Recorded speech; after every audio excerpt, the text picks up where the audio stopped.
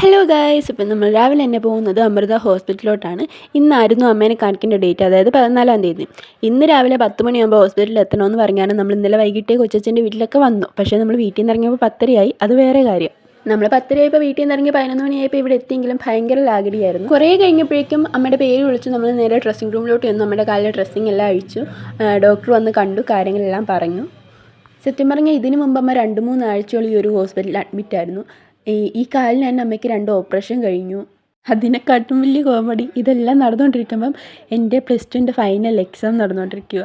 ഈ ഒരു കാരണം കാരണം എനിക്ക് 7-8 മാസത്തോളം എനിക്ക് വീഡിയോസൊന്നും അപ്ലോഡ് ചെയ്യാൻ പറ്റിയില്ല.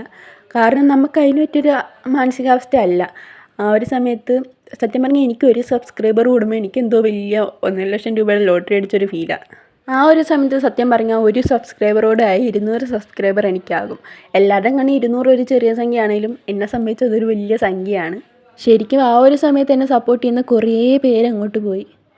പെട്ടെന്ന് അത്രയും സംഖ്യയൊക്കെ കുറഞ്ഞപ്പോൾ വിഷമം ഉണ്ടെങ്കിലും എന്ത് ചെയ്യാനാണ്, വേറെ വഴിയില്ല. വീഡിയോസ് എടുക്കാനോ അപ്ലോഡ് ചെയ്യാനോ ഒന്നും നമുക്ക് പറ്റുന്ന സാഹചര്യമല്ല. ഇപ്പം ഞാനൊരാഴ്ച വീഡിയോസൊന്നും അപ്ലോഡ് ചെയ്തില്ലെങ്കിലും എന്നാ പറ്റിയെന്ന് ചോദിക്കാൻ കമൻറ്റ് ബോക്സിൽ ആരും വരത്തില്ല. കാരണം അങ്ങനെ ഇങ്ങനെയൊന്നും ആരും എൻ്റെ യൂട്യൂബ് ചാനൽ ശ്രദ്ധിക്കത്തുപോലുമില്ല. അല്ല, സംസാരിച്ച് നമ്മൾ കാര്യത്തിൽ നിന്ന് തന്നെ മാറിപ്പോയല്ലോ.